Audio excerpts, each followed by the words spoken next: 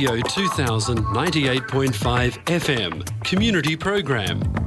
सामाजिक हिंदी कार्यक्रम दर्पण आकाशवाणी 2098.5 FM।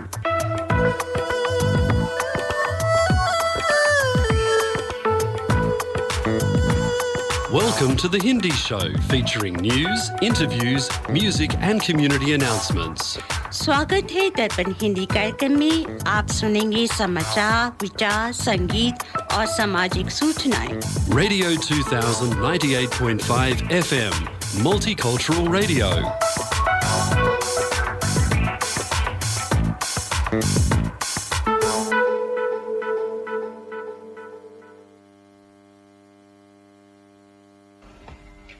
आज रविवार युगाब्द 5126 कलयुग विक्रम संवत 2082 श्रावण महीने के कृष्ण पक्ष की तृतीया 13 जुलाई 2025 है।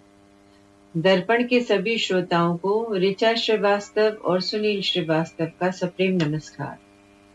अब सुनिए इस सप्ताह के समाचार। मुख्य समाचार इस प्रकार हैं।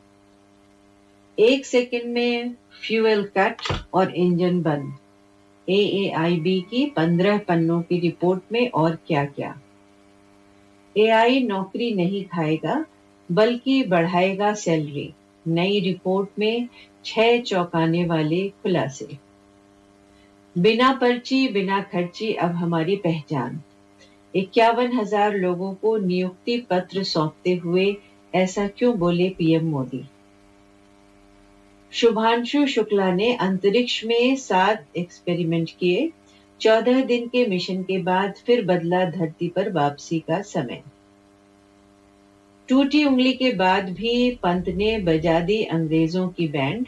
अपने स्टाइल में ठोकी 50। देखते रह गए इंग्लैंड वाले। अब सुनिए समाचार विस्तार से। अहमदाबाद में 12 जून 2025 को एयर इंडिया का प्लेन क्रैश हो गया था। अब 12 जुलाई 2025 को इसकी प्रारंभिक जांच रिपोर्ट सामने आई है, जिसमें प्लेन क्रैश के आखिरी पलों की जानकारी दी गई है। रिपोर्ट में पाया गया कि एयर इंडिया की उड़ान संख्या AI-171 के दोनों इंजनों की ईंधन की आपूर्ति 1 सेकंड में ही बंद हो गई थी और विमान उड़ान भरने के तुरंत बाद ही जमीन पर गिर गया। आर्टिफिशियल इंटेलिजेंस AI का इस्तेमाल अमूमन सभी क्षेत्रों में होने लगा है। AI की मदद से कई काम आसान हो गए हैं। हालांकि AI के बढ़ते इस्तेमाल ने नौकरी पेशा लोगों के मन में एक डर बैठा दिया है कि भविष्य में AI उनकी नौकरी निगल सकता है। PwC की ग्लोबल AI जॉब बैरोमीटर 2025 की रिपोर्ट ने इस डर को झूठा साबित कर दिया है। इस रिपोर्ट के अनुसार AI नौकरियां छीनने के बजाय इन्हें अपग्रेड करने का काम करेगा। AI की मदद से लोग न सिर्फ अपने स्किल्स बढ़ा सकते हैं, बल्कि खुद को अपने बेस्ट वर्जन बना सकते हैं। प्रधानमंत्री नरेंद्र मोदी ने वीडियो कॉन्फ्रेंसिंग के जरिए 16वें रोजगार मेले का शुभारंभ किया। इस दौरान पीएम मोदी 51,000 से ज्यादा युवाओं को नियुक्ति दिए। इस दौरान पीएम मोदी ने कहा, हमारा उद्देश्य है कि रोजगार मेला के माध्यम से लाखों युवाओं को बिना पर्ची बिना खर्ची नौकरी मिल सके। पीएम मोदी ने कहा कि रोजगार मेला के माध्यम से लाखों नौजवानों को भारत सरकार में स्थायी नौकरियां मिल चुकी हैं। यह नौजवान राष्ट्र निर्माण में बड़ी भूमिका निभा रहे हैं। पीएम मोदी ने विपक्ष पर तंज कसते हुए कहा, बिना पर्ची बिना खर्ची हमारी पहचान है। एक्सियोम O4 मिशन के तहत अंतर्राष्ट्रीय स्पेस स्टेशन ISS गए भारतीय अंतरिक्ष यात्री शुभांशु शुक्ला जल्द ही धरती पर वापसी कर सकते हैं। भारतीय अंतरिक्ष अनुसंधान संगठन ISRO ने उनके लौटने की जानकारी दी है। ISRO के अनुसार शुभांशु 14 जुलाई को अंतरिक्ष से वापसी करेंगे और 15 जुलाई को पृथ्वी पर पहुंच जाएंगे। शुभांशु के साथ आईएसएस में गए बाकी 3 अंतरिक्ष यात्री भी स्पेस एक्स के ड्रैगन स्पेसक्राफ्ट से वापस आएंगे। इंग्लैंड के खिलाफ लॉर्ड्स में खेले जा रहे तीसरे टेस्ट मैच के पहले दिन भारत को उस समय बड़ा झटका लग गया था जब उप कप्तान ऋषभ पंत चोटिल हो गए थे। उनके बाएं हाथ की तर्जनी उंगली में चोट लग गई थी। उनकी जगह फिर ध्रुव जुरैट विकेट कीपिंग करने आए थे। दूसरे दिन भी उन्होंने मोर्चा संभाला था। हालांकि जब बैटिंग की बारी आई तो पंत ही बैटिंग करने आए और उन्होंने शानदार बल्लेबाजी की। अब सुनिए वाणिज्य समाचार। इस सप्ताह दिल्ली सर्राफा बाजार बंद होने तक स्टैंडर्ड सोने का भाव रहा 91,550 रुपए प्रति 10 ग्राम। यूएस डॉलर की विनिमय दर थी 85 रुपए 83 पैसे और ऑस्ट्रेलियन डॉलर 56 रुपए 44 पैसे। इसी के साथ आज के समाचार समाप्त हुए। आप सुन रहे हैं दर्पण हिंदी कार्यक्रम रेडियो 2000 FM 98.5 मेगाहर्ट्ज पर। आज आपके साथ स्टूडियो में हैं ऋचा श्रीवास्तव और सुनील श्रीवास्तव। आज का जो टॉपिक होगा वो गुरु पूर्णिमा, सावन के गीत, women's health, the black essence, film निर्माण और निर्देशन के विषय में चर्चा करेंगे। और हमारे साथ बहुत सारे गेस्ट हैं, इस बार मिस नहीं करिएगा। पहले तो हम आपको मिलवाएंगे पंडित श्री नारायण भट्ट जी से, फिर डॉक्टर नमन दाहिया से, गायनेकोलॉजिस्ट, और फिर आपको मिलवाएंगे साहिल कोंडा से, मनमोहन मकर से, और सुमित वर्मा से, और मनीत भास्कर से, जो मूवी जो ब्लैक एसेंस में है। इन लोगों ने शुरू करने पहले ऋचा जी से आज का विचार सुन लीजिए। हाँ, मैं सुनील जी थोड़ा सा करेक्शन करूंगी कि इन लोगों ने ये फिल्म बनाई है और पहला नाम जो आपने लिया उनका नाम है साहिल कांडोई, तो वो नाम जो है सही करना था। अच्छा। तो थैंक यू, आपने आज के विचार के लिए जो है अनाउंसमेंट किया। तो श्रोताओं, आप सभी को नमस्कार। आपका दिन आज शुभ और मंगलमय हो। आपको बताते हुए हर्ष हो रहा है कि आज का विचार जो है हम पंडित श्री नारायण भट्ट जी से सुनेंगे। वो थोड़े गुरु पूर्णिमा के विषय में भी चर्चा करेंगे। तो आइए उनका स्वागत करते हैं। पंडित जी, आपका बहुत बहुत स्वागत है दर्पण रेडियो पर। धन्यवाद ईशा जी और सुनील जी। सौभाग्य की बात है एक बार पुनः रेडियो दर्पण के माध्यम से सभी श्रोताओं को मिलने का मौका मिल रहा है और सबको गुरु पूर्णिमा की बहुत बहुत हार्दिक शुभकामनाएं। जी, गत बृहस्पतिवार गुरुवार के दिन इस बार जो है गुरु पूर्णिमा पड़ी। तो बताइए, गुरु पूर्णिमा, सबसे पहले आज के विचार से शुरू करते हैं और आप गुरु पूर्णिमा के विषय में और सावन के विषय में थोड़ा हमारे श्रोताओं को बताइए। जरूर जरूर जरूर। जैसे आपने बताया 10 जुलाई को गुरु पर्व था। गुरु पूर्णिमा माने पूर्णमासी के दिन हम ये पर्व मनाते हैं।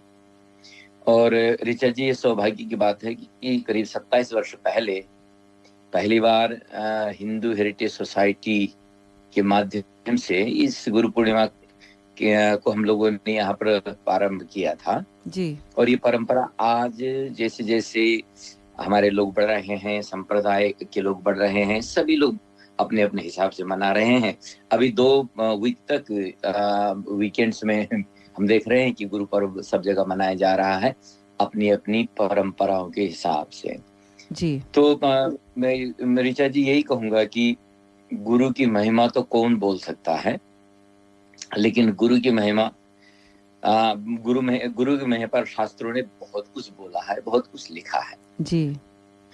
एक प्रसिद्ध श्लोक जो हम हमेशा गाते हैं कि गुरुर् ब्रह्मा गुरुर् विष्णु गुरुर्देवो महेश्वरः गुरुः साक्षात् परब्रह्म तस्मै श्री गुरुवे नमः।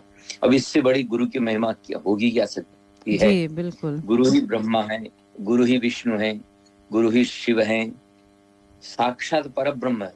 जो निर्गुण निराकार उपासक हैं, वो निर्गुण निराकार परमात्मा को मानते हैं, वो भी साक्षात गुरु ही है। ऐसे गुरु तत्व को प्रणाम किया गया।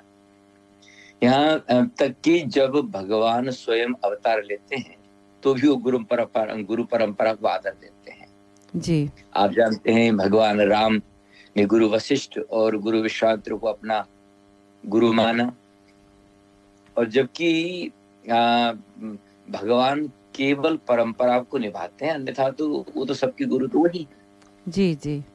भगवान श्री कृष्ण जिनको कि हम जगत गुरु कहते हैं, कृष्णम वंदे जगत गुरुम, उन्होंने भी गुरु संदीपनी के आश्रम में जाकर के शिक्षा ली, और कुल गुरु गर्गाचार्य से तो वो उनके कुल गुरु ही थे जी। तो गुरु की परंपरा हमारे अवतार पुरुषों ने निभाई है। और तुलसीदास जी का एक प्रसिद्ध दोहा है जी, जो कि गुरु के महत्व को बहुत अच्छी तरह से क्लियर करता है। श्रोताओं ने सुना होगा तो आपको एक बार सुना दूं। आज गुरु पर्व पर जी।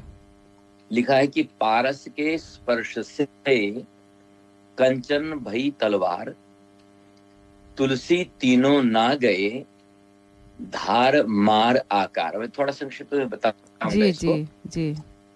ज्ञान हथौड़ा हाथ ले, सदगुरु मिला जो मार, तुलसी तीनों मिट गए धार मार आकार।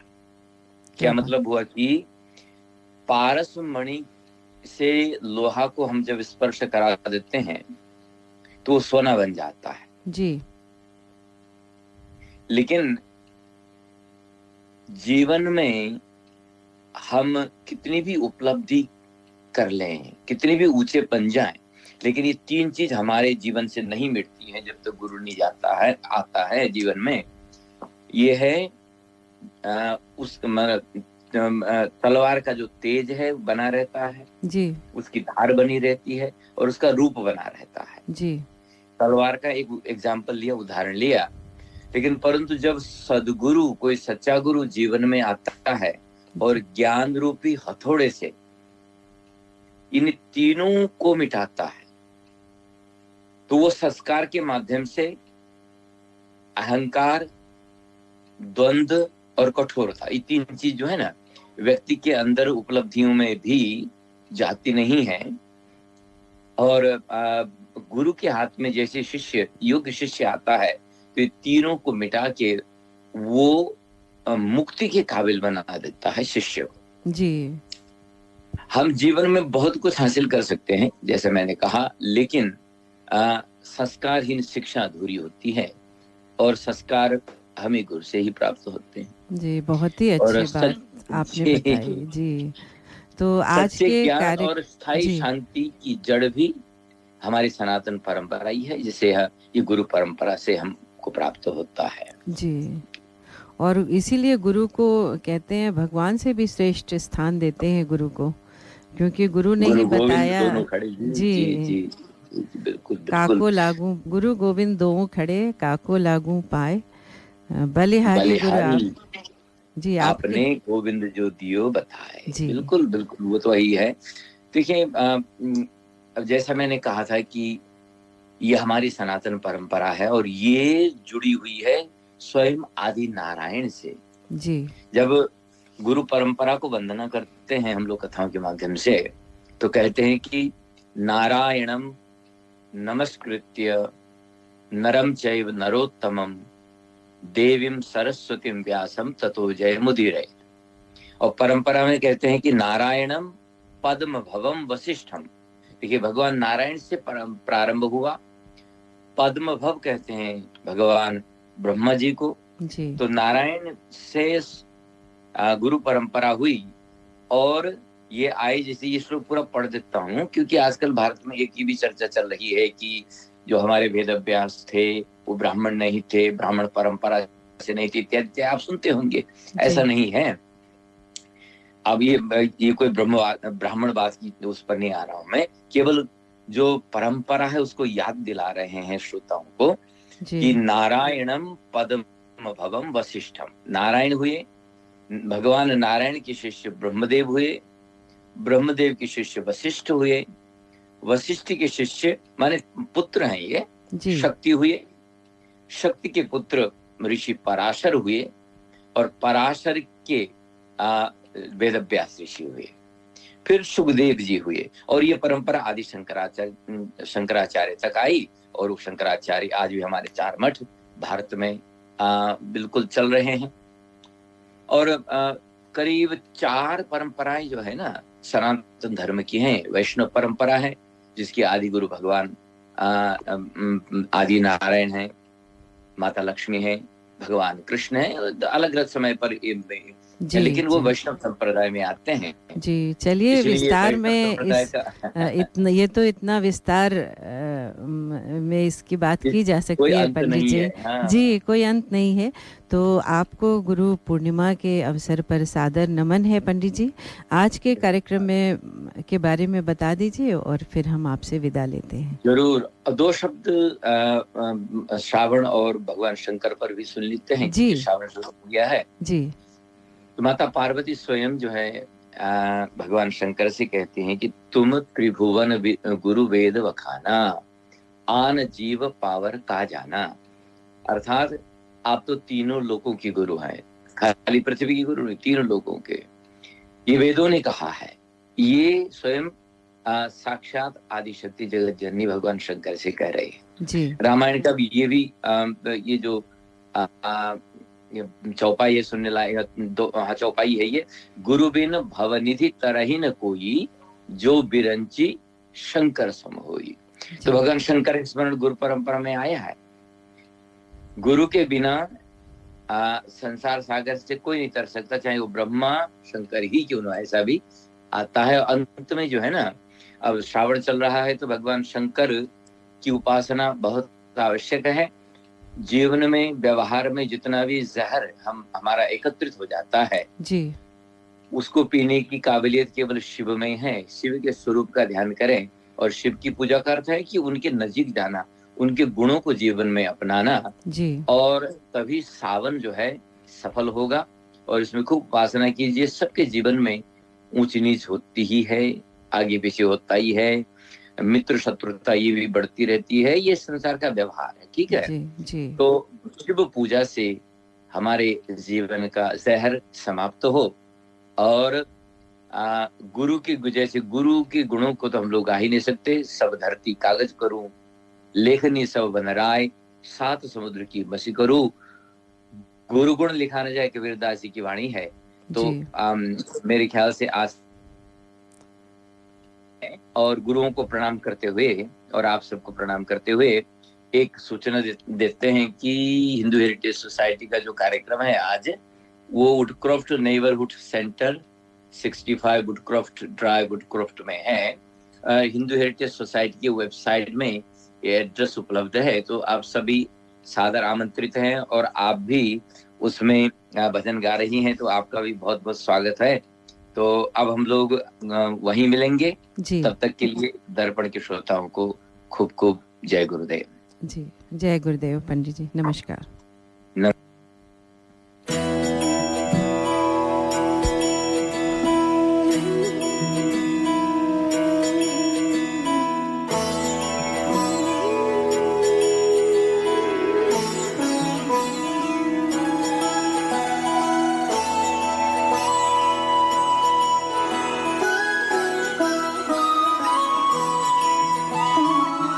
जय हो शंकरा, आदिदेव शंकरा,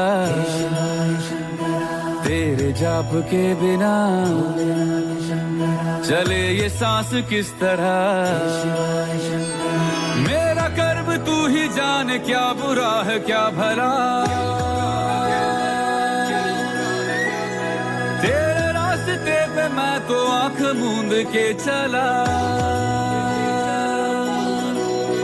तेरे नाम की जोत ने सारा हर लिया तमस मेरा। नमो नमो शंकरा, भोलेनाथ शंकरा, जय त्रिलोकनाथ शंभु हे शिवाय शंकरा। नमो नमो शंकरा,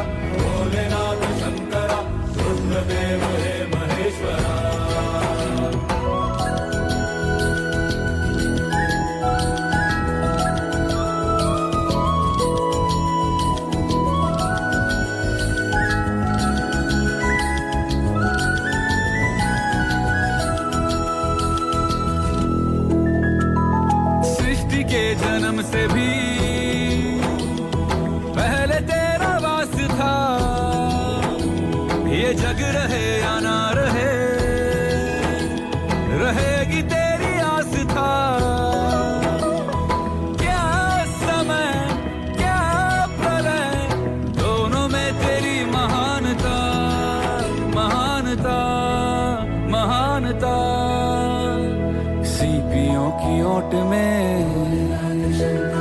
मोतियां हो जिस तरह, मेरे मन में शंकरा तू बसा है उस तरह।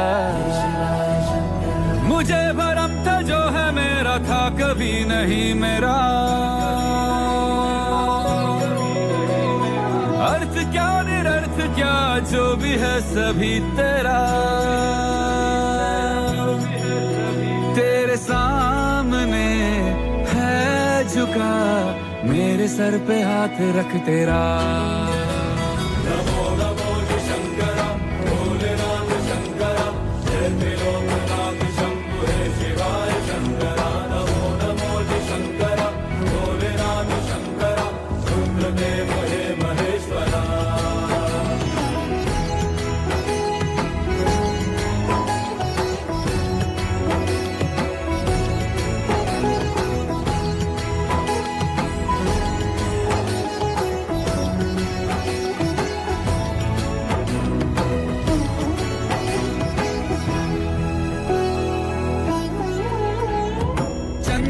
ललाट पे भस्म है भुजाओं में, वस्त्र बाघ छाल का है खड़ा पाँव में। प्यास क्या हो तुझे गंगा है तेरी जटाओं में, जटाओं में, जटाओं में। दूसरों के वास्ते तू सदैव ही जिया, मांगा कुछ कभी नहीं तूने सिर्फ है दिया। समुद्र मंथन का था समय जो आ पड़ा, द्वंद्व दोनों लोक में विषामृत पे था छिड़ा। अमृत सभी मैं बांट के प्याला विष का तूने खुद पिया।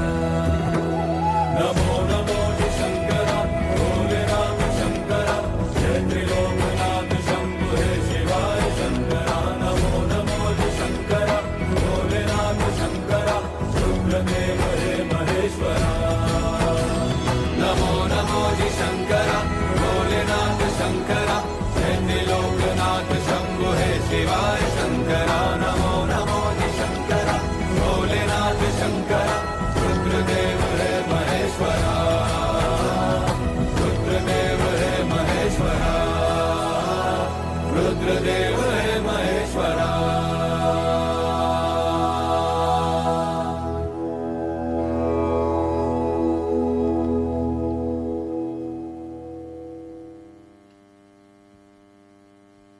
करी मास्टर ने कंप्लीट करी मिक्स बनाया, फिर उसको घर घर में देखो पहुंचाया। घंटों की कुकिंग को मिनटों में कर दिखाया। वाह वाह वाह बढ़िया खाना बन के आया। करी मास्टर ने जादू चलाया, करी मास्टर ने कंप्लीट करी मिक्स बनाया। Curry Masters Complete Curry Mix available at all leading spice shops. ये था हमारे स्पॉन्सर करी मास्टर्स का संदेश। श्रोताओं, जैसा कि सुनील जी ने बताया था कि आज हम बहुत ही महत्वपूर्ण विषयों पे बात करने वाले हैं और हमारे पहले अतिथि पधार चुके हैं स्टूडियो में। उनका नाम लूँगी। उनका नाम है डॉक्टर नमन दाहिया, जो पेशे से एक स्त्री रोग विशेषज्ञ हैं, यानी कि गायनोकोलॉजिस्ट। सिडनी के यंग डॉक्टर हैं, उनसे आपको मिलाना चाहेंगे। आपके अगर कुछ प्रश्न हो तो आप हमारे दर्पण ग्रुप में डाल सकते हैं। उनसे कोशिश करेंगे कि इस विषय पे आपके प्रश्न उनको बताएं और आपको उत्तर दें उसका। तो चलिए सबसे पहले मिलाते हैं। ऐसा देखा जाता है श्रोताओं कि महिलाएं जो हैं वो हमेशा अपने आप को इग्नोर करती हैं, अपने हेल्थ को, और अपने स्वास्थ्य को सबकी चिंता करती हैं, लेकिन खुद की चिंता वो नहीं करती हैं। तो सबसे पहले मिलाते हैं आपको नमन जी से और उनके बारे में जानते हैं कि वो भारत में कहाँ से हैं या सिडनी में ही पले बढ़े हैं और कैसे उनकी रुचि इस विषय में हुई। तो डॉक्टर नमन दाहिया, आपका दर्पण स्टूडियो में बहुत बहुत स्वागत है। धन्यवाद, थैंक यू सो मच। मेरा नाम नमन है जी। मैं गायनेकोलॉजिस्ट हूँ हियर इन सिडनी जी। एंड मैं बेला विस्टा में काम करता हूँ जी। And a few other places as well. So thank you so much for having me on the show. I'll try to speak in Hindi as much as I can. Yes. I speak a little bit, but I understand everything. So, more than happy to take any questions in Hindi that you may have. I came to Australia when I was 7 years of age, and I was in Delhi before I came with my mum, dad, and my sister. And we moved to Australia and moved to Brisbane. And 4 or 5 years ago, I moved to Sydney to do extra training in my career. जी। And since then, I have stayed in Sydney, where I started work, met my lovely wife, and have decided to continue and work in Sydney now. And I have done extra training in my field in complex surgery, and have been looking after patients with complex gynecological problems, and especially endometriosis as well. So really looking forward to today to talk about how we can continue helping women, especially in their community as well. बहुत ही important subject पे आप काम कर रहे हो। और नमन, सबसे पहले तो आपको बधाई कि आपने हिंदी में अपना परिचय दिया।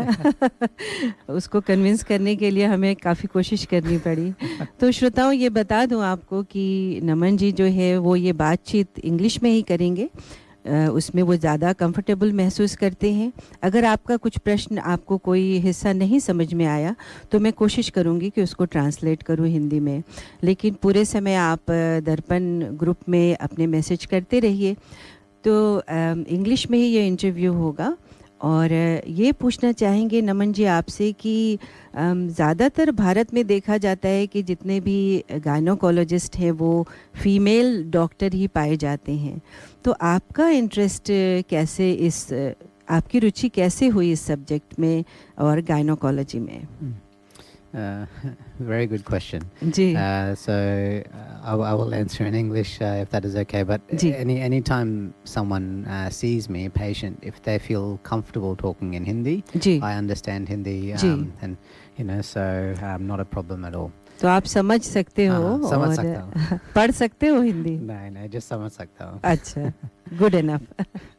So from my early training, I always felt drawn into women's health because I think it's a very vital area in medicine, and it can have a big positive impact, which has generational impact on not just one person, but it has impact on the whole community as well, which is very important.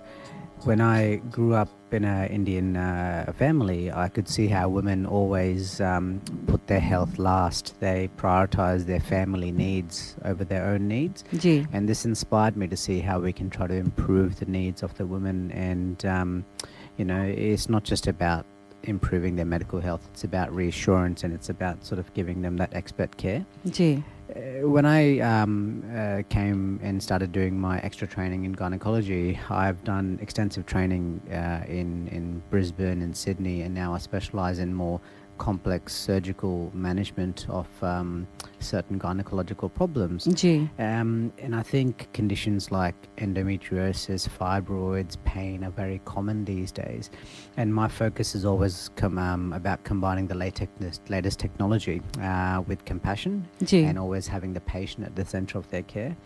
And I understand that as a male gynecologist, some people might feel a bit hesitant.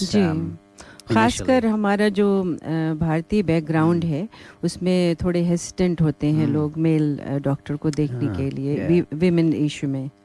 So they some do feel hesitant initially, and I जी think this is very natural, especially in the Indian community where जी most of the gynecologists are female, especially when we're discussing very intimate health conditions and issues as well. जी To overcome this, I spend a lot of time with my patients building trust. जी My consultations are very thorough, but also very relaxed because this gives an opportunity, for the patients to feel more comfortable.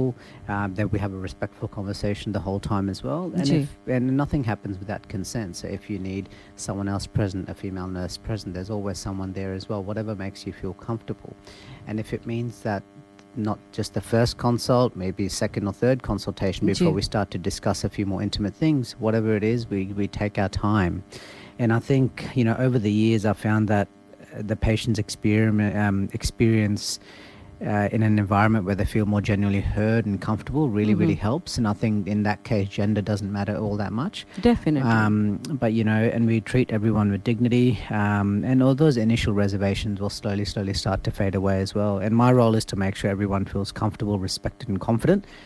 If you're coming in for anything, fertility advice, surgery or anything like that, you'll be treated with kindness and expert care. So definitely और वो जैसा आपने कहा कि trust जो है patient के साथ बहुत ज़रूरी होता है और धीरे धीरे जो नई जनरेशन आ रही है वो तो इसमें बिलीव नहीं करती है कि डजंट मैटर मेल और female as long as it's a good doctor yeah, thank you. And I think many years ago in Australia there would be a lot more male gynecologists, and then it started to become a lot more female gynecologists. Now we're sort of trying to change things to be a little bit more even as well. So things will change.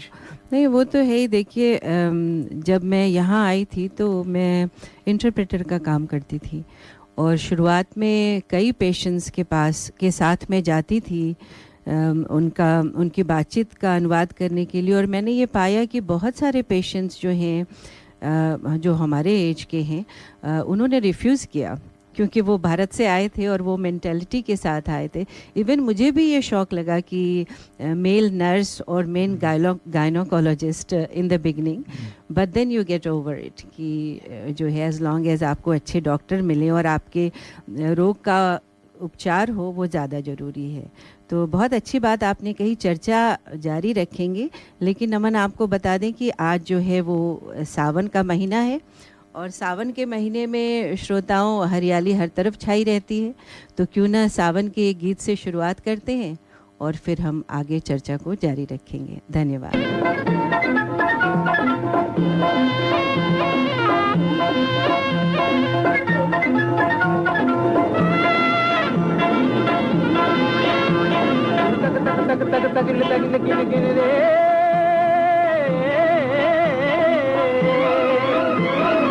तक तक तक तक तगिन तगिन गिन गिन रे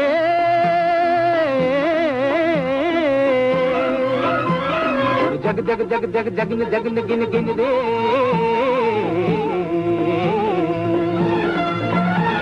उर जग जग उर जग जगिन उर तक तक उर तक तगिन उर जग जग उर जग जगिन उर जग जग जग.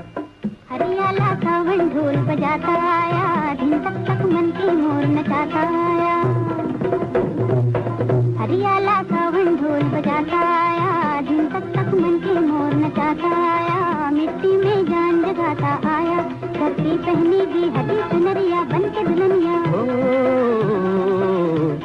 एक लगन बुझी एक लगन लगी मन मगन हुआ, एक लगन लगी आया आया रे आया आया रे. हरियाला सावन ढोल बजाता आया, दिन तक तक मन के मोर नचाता आया. मिट्टी में जान जगाता आया, धरती पहनेगी हरी सुनरिया बन के दुल्हनिया. एक लगन बुझी एक लगन लगी मन मगन हुआ, एक लगन लगी आया आया रे आया आया रे.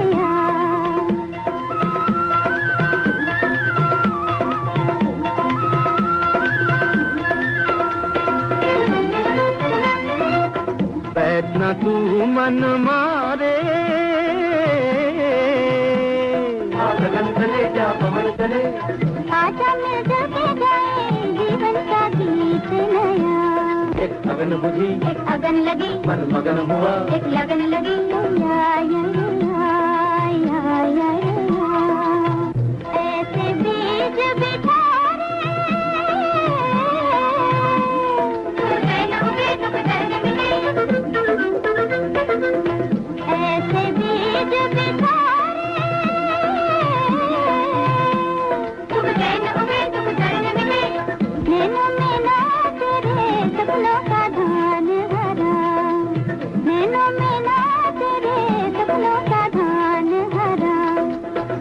भरिया ला सावन ढोल बजाता आया, धुन तक तक मन के मोर नचाता आया, मिट्टी में जान जगाता आया, धरती पहनेगी हरी चुनरिया बन के दुल्हनिया हो।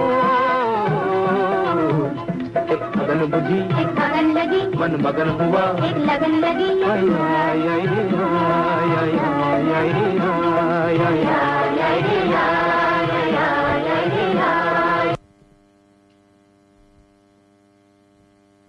ऑस्ट्रेलिया में रहते हुए भारत में माँ बाप की चिंता, कहीं दवाई समय पर मिली या नहीं, किसी ने खाना खिलाया या नहीं, ये चिंता हर प्रवासी भारतीय की होती है। अब है समाधान, ओमसोर्ग एल्डर एंड डिसेबिलिटी केयर। हम ऑस्ट्रेलिया में पिछले 3.5 सालों से इंडियाज रजिस्टर्ड कंपनी चला रहे हैं और अब भारत में भी हमारी खुद की शाखाएं हैं। दिल्ली, NCR, चंडीगढ़, देहरादून, लखनऊ और जम्मू में भरोसेमंद होम केयर सेवा। और अगर कुछ भी ठीक ना लगे तो आप हमें सीधे ऑस्ट्रेलिया में संपर्क कर सकते हैं। भारत में संपर्क करें अंकित से 8448-381-360 और ऑस्ट्रेलिया में शिवानी से 0470-631-801। ओमसोर्ग, जब देखभाल भरोसे से हो। ये था हमारे स्पॉन्सर्स का संदेश। श्रोताओं, हम बातचीत कर रहे हैं डॉक्टर नमन दाहिया से, जो एक गायनोकोलॉजिस्ट हैं और बहुत ही ख़ास विषय पे हम चर्चा कर रहे हैं। नमन जी से आइए पूछते हैं कि आपके अनुभव में ऐसी कौन सी स्वास्थ्य की समस्याएं हैं जिन्हें महिलाएं अक्सर अनदेखा कर देती हैं, यानी कि कौन सी कॉमन प्रॉब्लम आप देखते हैं महिलाओं में। तो नमन जी ये बताइए आप कि पहले तो कितने सालों से आप प्रैक्टिस कर रहे हो? Quite a few years now. During training, more than about 10 years. और आपकी पढ़ाई कहाँ पे हुई डॉक्टरी की? Did my medical degree in Gold Coast. अच्छा. In Gold Coast, and then did all of my other training all throughout Queensland, Townsville, a lot in Brisbane. So you lived all your life in Gold Coast and Brisbane? Yeah, area. Brisbane, Gold Coast. We moved to Australia and moved to Perth for 1 year. Achha. And then we moved to Brisbane and been in Brisbane for a very long time. And then moved to Sydney in 2020. तो Sydney में आपको कैसा लगता है? Very busy. Do you miss congested. Gold Coast? The weather is much better in Queensland, but Sydney's lifestyle is very nice. Yeah. Yes, true. तो चलिए लौटते हैं इस प्रश्न पे कि कौन सी कॉमन प्रॉब्लम्स आप देखते हैं जो महिलाएं अक्सर अनदेखा कर देती हैं? So there's lots of common problems that people can have, but they also, sometimes delay in presenting. And then the common things that people will have are things like PCOS, so polycystic ovarian syndrome. Gee. There is, and we'll talk about this in a bit more detail, fibroids as well, which are very common, pain, endometriosis, heavy or abnormal bleeding, and also difficulties with trying to get pregnant, so fertility. Gee. So when it comes to things like PCOS, PCOS is very, very common, and it's a very frequent issue that we see in younger people. And it's not uncommon to have ovaries that are sort of polycystic, and I'll talk about what this means. It can affect hormones, and we try to think of it more of what we call a metabolic condition, which affects a few different areas in the body. Gee. So it can affect the weight, it can affect glucose, how your body tolerates hormones as well, and it has an impact on the ovaries. Instead of having 1 or 2 cysts every cycle, you have lots of cysts, and therefore the periods can become irregular. So they can cause symptoms like acne, like pimples at times, hair. They can cause weight gain, issues with your insulin level as well, and higher chance of things like diabetes. But and also because of the periods being a little bit irregular, they can cause issues with trying to conceive or get pregnant as well. Gee. So the good news is that with the right support going forward, we can try to get things managed really well. And it's not about taking a tablet or anything. It's about sort of managing you as a person, but managing all the aspects of the condition as well. So from things like तो दवा के माध्यम से आप इसको करते हैं, cure करते हैं या मैनेज कैसे manage? it's about management. So sometimes we have to manage the lifestyle. So we have to think about managing the weight, trying to reduce weight, which can sometimes actually make your periods more regular. जी. Make sure that, you know, any problems with having low or abnormal periods are okay, like the lining of the uterus, difficulties getting pregnant. If you have any issues with insulin levels or diabetes, we make sure that that's being monitored regularly going forward. And we try to see what is the biggest issue that we're having with it. If someone has PCOS, normal weight, normal periods, the ovaries look polycystic, we give them advice about how to manage their lifestyle, but we don't have to start any treatment straight away because they're otherwise well. Overall treatment आप करते हो? Yes, so everything, and we sit down and the first time we see you is important to talk about everything, so we can try to improve the lifestyle, improve all those factors that are easy to improve, and then slowly work on the more difficult things to improve in that condition. And then we have things like fibroids, and which are very common, especially in our background as well. So Indian, South Asian, fibroids are very common. Now fibroids affect... इसकी कोई खास वजह है कि ये common है? Genetic reasons why this can happen. They run in families. And most fibroids are what we call benign, which means not cancerous. But they're a big solid ball of muscle. And they can keep growing until menopause. Sometimes fibroids cause no problem. Sometimes fibroids can cause pain, bleeding, and depending on where they are inside the uterus, sometimes difficulty in trying to get pregnant if they're in abnormal locations. So if there's heavy bleeding or if there's pain or difficulties, we do ultrasounds to see where the fibroids are, how big, and we can make sure that we can remove them or treat them to try to help with any symptoms that people have. And removal can be small surgeries or they can be keyhole surgeries to try to remove the fibroid to try to improve symptoms as well. But if you don't have many symptoms and they're not too big, we can just monitor them without having to do any major surgery or anything. So it's very reassuring, and I think seeing a gynecologist for this is reassuring. Very so we important, can see, okay, is this abnormal or normal? And if it's normal, without many symptoms, we don't have to do anything else. And then we can talk about the options from there. Okay, and then we have things which are otherwise very common, things like endometriosis. And now we know that there's a lot more impact of endometriosis. And we know approximately 1 in 7 to 1 in 9 people, females between the age of sort of 15 and 45, have endometriosis. It's very, very common. And the other issue with it is that not everyone has symptoms. So, there's a percentage of people that have no symptoms of endometriosis. So, and it's because it's such a common condition these days, we don't have to once again rush to surgery or rush to anything. But I think that this condition should be understood more better. And it's where the lining of the uterus can start to develop outside of the uterus and implant and can cause pain. It can cause pain with period. It can cause difficulty in getting pregnant as well. It's a quite serious issue. Yeah, it's a chronic condition. And we obviously... और ये कैसे होती है? So there's lots and lots of theories. There's unfortunately a genetic factor with it as well. There's other inflammatory factors with it too. And there are other things that we don't 100% understand. That's why they're still theories. But we work on, once you do get it or once you have it, we think about how to best manage you. Once again, depends on your symptoms. If it's difficulty getting pregnant, we think about how to treat it to improve pregnancy chances. If you're having pain, we think about what to do to help with that, which are hormonal tablets. There's surgery to remove endometriosis, and that's why, doing extra training in complicated endometriosis surgery and keyhole robotic surgery helps give me the skills to try to treat these conditions as well when they're very severe. But once again, not everyone needs surgery. And it's very important to think about all the other lifestyle things. So exercise, acupuncture, taking, anti-inflammatory medication. Haldi is very, very good. Turmeric, it's anti-inflammatory, and improving your diet and things as well, which can reduce the inflammation in the body to help with these symptoms from this condition as well. जी, बहुत अच्छी बात आपने, और ये बहुत ही important है श्रोताओं की इस विषय पे चर्चा की जाए। लेकिन एक डिस्क्लेमर देना चाहूँगी कि जो भी बातचीत आज हम कर रहे हैं डॉक्टर नमन दाहिया जी से, आप उसको बिना परामर्श के नहीं अपनाएं।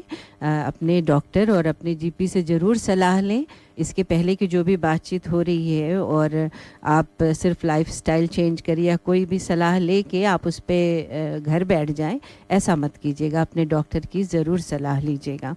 तो चलिए और इस विषय पे चर्चा आगे बढ़ाएंगे। आपको सुनाते हैं सावन का एक और गीत।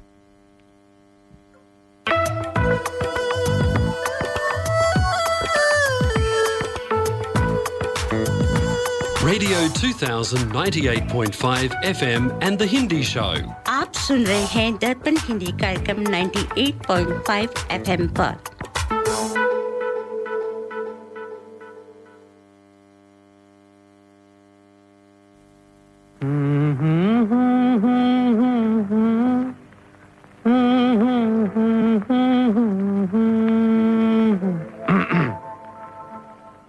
सावन का महीना पवन करे शोर, सावन का महीना पवन करे शोर, पवन करे शोर, पवन करे शोर। अरे बाबा शोर नहीं, शोर शोर शोर, पवन करे शोर। हाँ जियारा रे झूमे ऐसे जैसे बनमाना छे मोर। सावन का महीना पवन करे शोर, जियारा रे झूमे ऐसे जैसे बनमाना छे मोर। सावन का महीना पवन करे शोर, जियारा रे झूमे ऐसे जैसे बनमाना छे मोर।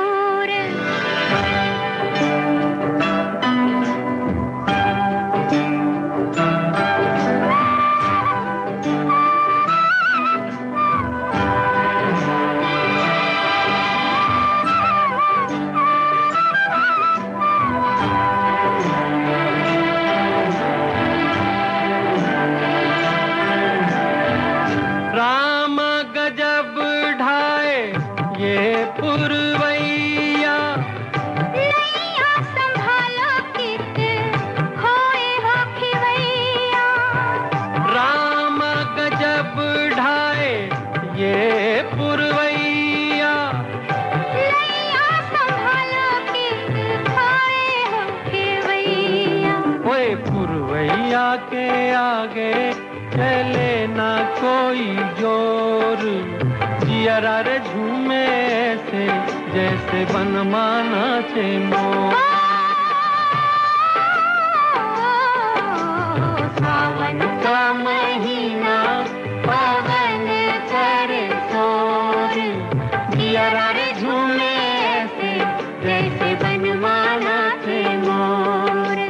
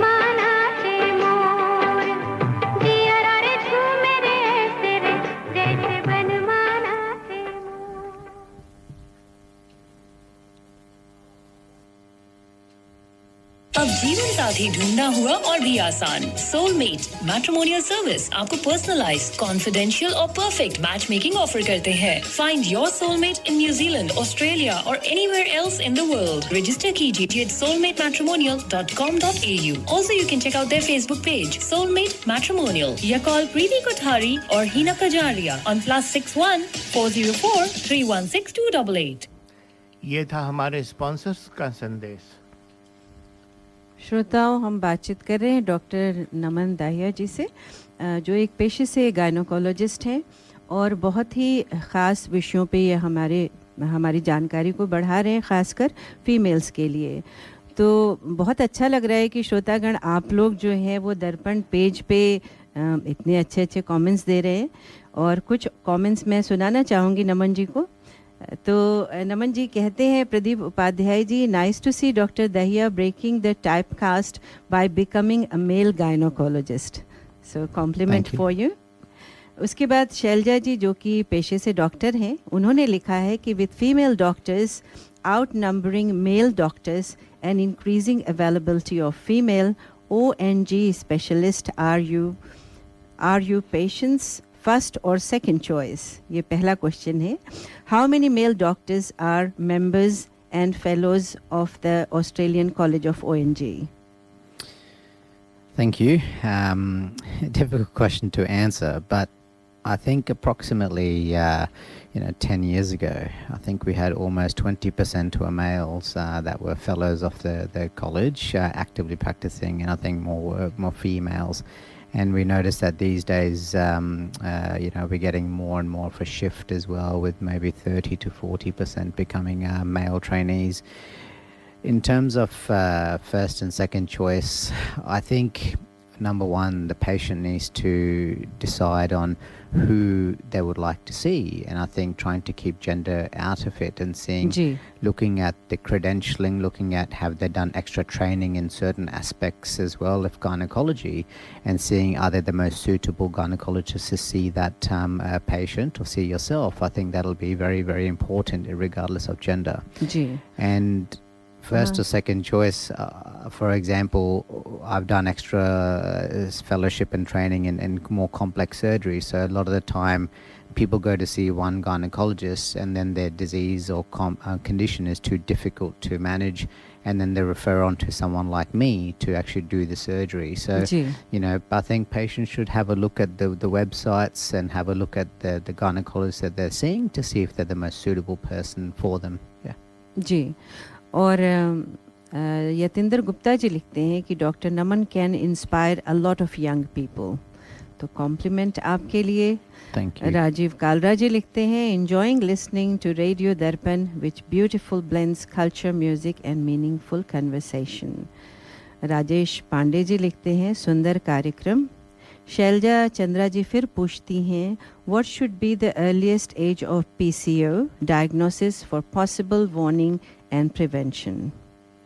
So it's very common to get ovaries that are a little bit immature under the age of 18, and if you do ultrasounds, it's very common to see ovaries that have lots of cysts and also periods that are irregular. And I think we should try not to diagnose under the age of 18 years of age with PCOS, because then it gives the label of PCOS, which can be really disheartening for a lot of people as well. So I think we should try to make sure that, if they have any issues like weight or anything like that, we say reassure and we try to optimize lifestyle. After the age of 18 to 20, if this periods are still irregular or you still suspect PCOS, I think then investigating more, changing lifestyle, and then trying to see if we need to do any management diagnosis going forward, I think is important. But trying not to sort of label and diagnose before the age of 18 is very important, because a lot of the time people can have irregular periods and polycystic ovaries and ultrasound scan. Okay, thank you. मैं एक सवाल personally पूछना चाहती हूँ कि नमन, जब growing up हमेशा मुझे पीरियड पेन होता था, और कई बार मैंने देखा है कि स्पोर्ट्स खेलने में दिक्कत होती थी या बहुत सारे रिस्ट्रिक्शंस हो जाते थे, वो इतना सिवियर पेन होता था। यंग जनरेशन में भी मैं देखती हूँ, तो ऐसा क्यों होता है और इसका क्या उपाय है? Very, very good question. And I think this is what it comes down to, where you have pain and then you have other priorities, and you just do life and continue, and then ji. sometimes it doesn't ever get investigated. Period pain is one of the most common things that I see as a gynecologist, and it can be sometimes challenging to manage. Ji. What we need to do first of all is look at how much is it actually affecting the quality of life. Is it a little bit? Is it a lot? What have you done for it? What have you taken? What have you tried? What's worked? Ji. Trying to get an understanding.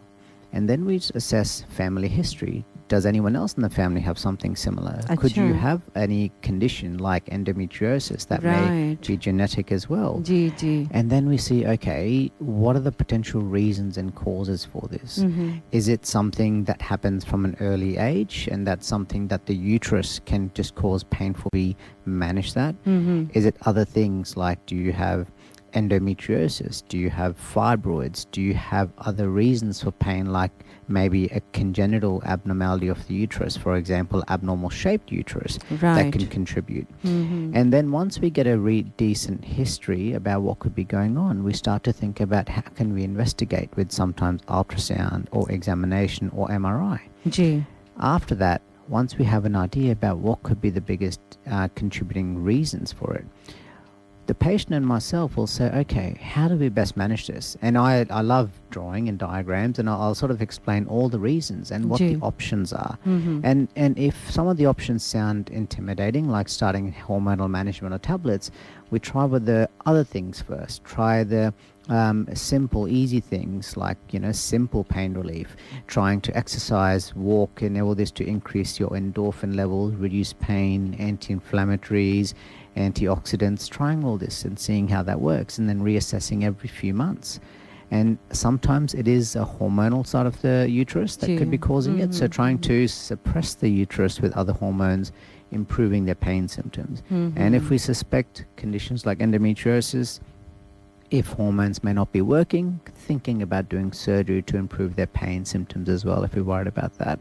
But it depends on what the reason is, and there's so many options of management, and we have to decide what's best for the patient, depending on the age, needs, and wants in the future as well. नहीं, बहुत सही बात आपने कही कि instead of just having warm water and managing the pain, it's worth seeing a gynecologist or a doctor. And if you're at home listening and you think, I might have period pain, just think about the last 3 to 6 months and say, during my periods, was I able to go to work, was I able to go out? And if you're thinking, no, actually I wasn't able to, I was sitting at home taking Pandol and Nurofen and it wasn't working, I think you should definitely seek some help and advice going forward. क्योंकि ये बहुत common problem है, और बहुत सारे मेरे female मित्र हैं जो कि मदर्स भी हैं, उनको मैंने देखा है कि बच्चे को बहुत पेन हो रहा है और फंक्शनल नहीं है वो, तो सिर्फ गर्म पानी से मैनेज करने से नहीं होगा, तो उसको दिखाना पड़ेगा डॉक्टर को. It could be a serious condition. Absolutely, right? And I think until we find out, we're not going to know. And I think even if it just means seeing a gynecologist or seeing your GP for reassurance or further investigation, I think it's important. जी, तो अब आपसे ये request करूँगी कि सरल भाषा में आप समझाइए कि ये जो आपने एंड्रियोमेट्रियोसिस बताया, जो दर भरे पीरियड, मेनोपॉज और PCOS, सॉरी अगर इस टर्मिनोलॉजी को मैं गलत तरीके से पढ़ रही हूँ, तो ये महिलाओं के सेहत को कैसे प्रभावित करती हैं? आपने बताया इसके बारे में थोड़ी बातें कि ये क्या चीज़ें हैं, लेकिन ये सेहत को कैसे प्रभावित करती हैं? क्या ये सीरियस हो सकती हैं? So we talked about PCOS before, and we talked about fibroids, endometriosis. There are some links where sometimes people with PCOS can have abnormal cells in the lining of the uterus. If the lining of the uterus is not shedding or having a period every month, if people have increased weight, not many periods, or maybe one period a year, these things can happen. So we need to make sure that we investigate with ultrasound, or we need to think about looking at the lining to make sure there's no abnormal cells. In terms of serious I think मतलब इसको ignore किया जाए तो कितना serious हो सकता है? it can get serious because sometimes there can be more abnormality in the lining of the uterus, which needs further monitoring and management. If we ignore it, it can keep affecting your quality of life more and more and more if you ignore it. But also, if you have things like endometriosis, it can start to get worse and worse and start to invade into ovaries, or it can invade into other areas like the bowel, which needs more complex surgeries and things in the future if things are not managed early on. So ignoring things will unfortunately make things worse, not just from a physical point of view, but from a personal point of view and quality of life point of view. So I think early testing, early investigation is very, very important. And I think psychological definitely भी आपको affect करता है because mentally you are not feeling okay. And that's the thing, and I think that's why it's, you know, looking back and saying if there's any time someone is not able to go to work or they're getting affected by these things, I think seeking help is important, because it'll either be you get reassured by your symptoms, which is very, very important, or we start the investigation so we don't let it get really bad. तो एक out of this seriousness question पूछना चाहती हूँ कि इतना आप मुझे लगता है कि डॉक्टर्स का जीवन बहुत डिफ़िकल्ट होता है, काफ़ी स्ट्रेस के थ्रू आप जाते हो, जो वर्किंग आवर्स ले लीजिए या जिन पेशेंट्स को, मैं तो इंटरप्रेटर थी तब भी जब घर आती थी तो मुझे बहुत स्ट्रेस हो जाता था लोगों की बातें सुनकर, उनकी कंडीशन सुन के, तो मुझे थोड़ा टाइम लगता था रिलैक्स होने में या बैक टू नॉर्मल होने में. तो आप क्या करते हो when you have stress like this, और if you have a difficult patient, कैसे आप अपने अपना स्ट्रेस रिलीज़ करते हो? Look, it was very hard many years ago when I was starting my training, because you don't have the experience about how to deal with stress. No one teaches you in medicine. You don't have that. But now I think we can get better equipped to dealing with stress. When you have a difficult patient, I think the number one thing is, you know, after you finish the consultation, just not to go into another consultation, take 2 minutes, 3 minutes, have some water, just relax, and then start again. And you know, you sort of de-stress that way, or I do anyway. But I think the most important thing is after you have finished working for the day, when you get home, not to, you know, detach yourself. Just try to detach yourself as much as possible, and you can think about it later. But you know, luckily for me, you know, I have a wonderful wife that sort of looks after me and supports me from that side after long days. And sometimes, like last week, I was operating 12, 13 hours every day, and you know, on call, and it was rather difficult. But I think having activities outside of work is very, very important, which is not always the easiest, and having a balance. So, like for me, you know, play golf, play tennis. We try to go out and you know, enjoy, you know, brunches and coffees. And I think that's very important to detach from work as much as possible. And she's probably listening and saying that doesn't happen often, but we try as much as possible. Try कर सकते हैं क्योंकि आपकी बहुत busy lifestyle है. And I think the other thing is, you know, talking about work as well, in a de-identified way, sometimes with colleagues that have been through certain similar things, and trying to see how they cope in as well. So I think these things are very important. नहीं, hats off to you कि आप इतना important work कर रहे हो. So we thank you for that. तो चलिए अगले क्वेश्चन की ओर बढ़ते हैं. और अगला सवाल है मेरा कि गर्भावस्था यानी प्रेगनेंसी के टाइम में महिलाओं को किस बातों का ध्यान रखना चाहिए, ख़ासकर आजकल की भाग दौड़ भरी ज़िंदगी होती है, उनकी भी लाइफ बहुत स्ट्रेसफुल है, most of them are working हैं, तो उसमें कोई आप जनरल सलाह देना चाहेंगे कि कैसे वो अपना ख्याल रखें? Very, very good question. And I think with more and more people working during pregnancy, it's very hard sometimes to look after yourself. First thing is, you know, number one, not to stress. Nutrition is very, very important throughout pregnancy as well. So, you know, things like a balanced diet, so fruits, vegetables, you know, nuts, these things are very, very good, and having protein to try to improve the diet going forward, not having anything that's not fresh, so making sure that you reduce chance of any infections as well, so fresh things are very, very important. I know everyone's busy running around, so if you go to the cafe and there's been a salad that's been made for 12, 13 hours, don't have that. Only should be freshly made, because there can be some bacteria that can be harmful in pregnancy if you eat things that are not fresh. Taking iron, very important. Taking folic acid is very important, and vitamin D in pregnancy. So if you don't get that through diet, I think supplements are very easy to take one in the morning before you go to work. And for vegetarians, like a lot of us are, ensuring that you have things like lentils, beans, nuts, because they're a good source of iron and protein in the diet. So being vegetarian, मैं भी vegetarian हूँ, और मुझे बहुत ये कहा जाता था कि आप वेजिटेरियन हो, इससे बहुत सारी समस्याएं हो सकती हैं. So is it a myth or?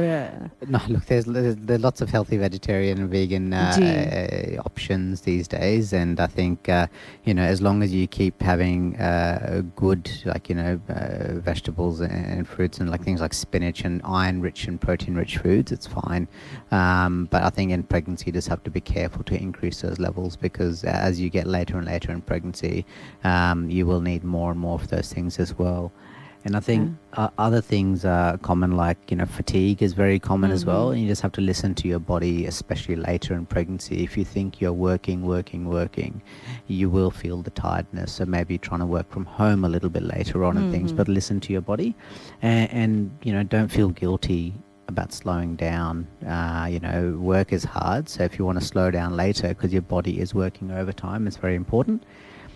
Doing simple things like walking or yoga or swimming will be really good, and helps improve your sleep as well. Swimming also? Yeah, so I think that's really nice hydrotherapy. Yes, it's very good because it's so soothing. Keep yourself active. Absolutely, and just a little bit every day I think is important, because it helps improve your sleep as well, which is important in pregnancy, especially later. And I think just check with your doctor what's safe. How much exercise am I doing? Is it too much, too little? And I think that's important. And another thing that's very important is mental health in pregnancy as well. So, sometimes anxiety, mood swings, they're very common. So just making sure you have good supports in place to help you if these things are happening, and talk to someone, talk to your partner. And talking about support, what would be the husband's role? Oh, huge role. The husband's role is very, very, very big, and I think पहले के ज़माने में तो husbands का कोई role ही नहीं होता था. I know, but I think लेकिन things have changed now. Things are definitely changing, like we talked about. I think number one for the husbands, having the awareness that you need to be involved is the biggest step. And I think this is not a one-person show. You're both pregnant, so you have to try to help as much as you can. So, and not just about pregnancy, but other things like infertility, endometriosis, PCOS. Helping your partner or your wife through these will really be beneficial going forward, because it's a journey you should take together. And understanding what she's going through will really help build compassion going forward, which is important in pregnancy. So I think it's important to attend appointments, help out at home, help set up ongoing emotional care to reduce the stress, so the burden is less on someone who's pregnant, because they're going through so much already. And in terms of the recovery side of things, having everything ready, prepared, and just being there. And I think hearing advice from lots of people, I think most of the time it's just about being there. Yes. And just asking if there's anything you need more than once or twice, because I think sometimes people don't want to tell what they need. So just asking again and again. And when you say being there, not just literally means being there. You mean it, आपको वहाँ पे ध्यान रखना होगा, जैसा आपने कहा कि it's both responsibility. And I think making time to go to appointments is very important. Making time at home, and I know sometimes it's not possible, but let's say if someone can't go, at least maybe having someone else from the family or friend go to appointments or be there, because I think someone else needs to be present. And it's not about just physical support. Sometimes you get given diagnosis or you get given information which is too much to understand on the day, because you're dealing with a lot. So having someone else there to understand so you can discuss with after is very important. बहुत अच्छी बातें हमको सुनने को मिल रही हैं श्रोताओं, और आप ध्यान से सुन रहे होंगे. क्योंकि आपकी बातों से लग रहा है कि आप सुन रहे हैं, आप जवाब भी दे रहे हैं, तो एक ब्रेक लेते हैं और गीत सुनाते हैं आपको सावन का एक और।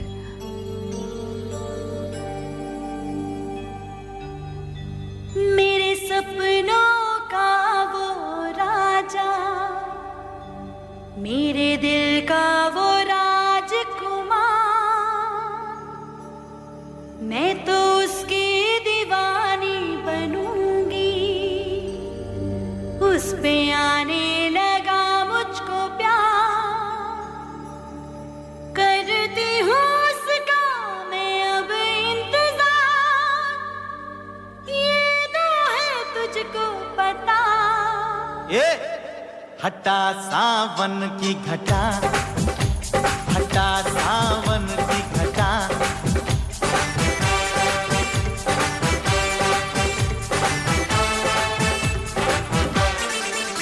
मेरे सपनों का वो राजा,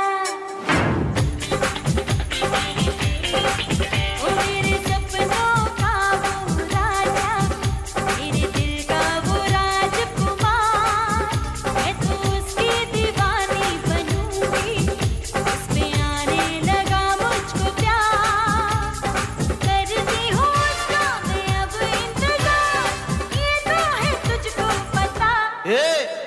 हटा सावन की घटा, हटा सावन की घटा,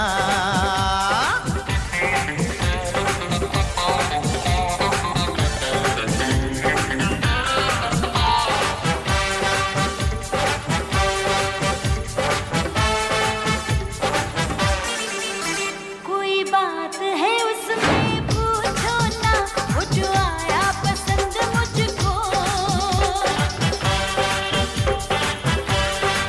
वो कोई बात है उसमें पूछो ना, वो जो आया पसंद मुझको। ओ तूने आज मुझे पहचाना है, मैंने माना अकल है तुझको, मैं तो तेरे चक्कर में आऊंगी नहीं, मैं तो तेरे चक्कर में आऊंगी नहीं, कितना भी मुझको पटा। हटा सावन की घटा, हटा सावन की घटा,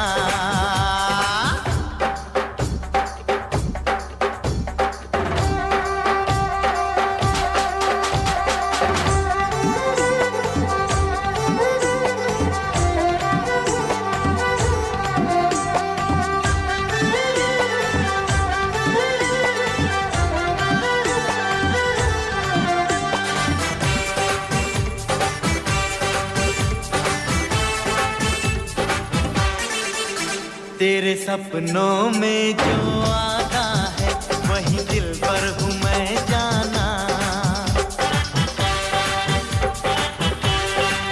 वो तेरे सपनों में जो आता है वही दिल पर हूँ मैं जाना, वो तो और कोई दूजा है, मेरा मजनू मेरा दीवाना, हाल तू क्या जाने तेरे मजनू का है, हाल तू क्या जाने तेरे मजनू का, होगा कुर्ता भी साला फटा। हटा सावन की घटा, हटा सावन की घटा, मेरे सपनों का वो राजा, मेरे दिल का वो राजकुमार, मैं तो उसकी दीवानी बनूंगी, उस पे आने लगा मुझको प्यार, करती हूँ उसका मैं अब इंतजार, ये तो है तुझको पता। हटा सावन की घटा, हटा सावन की घटा, हटा सावन की घटा, हटा सावन की घटा।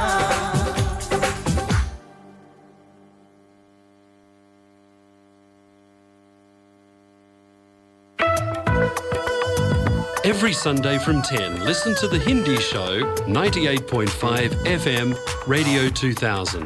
हर रविवार सुनिए दर्पण हिंदी कार्यक्रम 98.5 FM पर सुबह 10 से 11 बजे तक।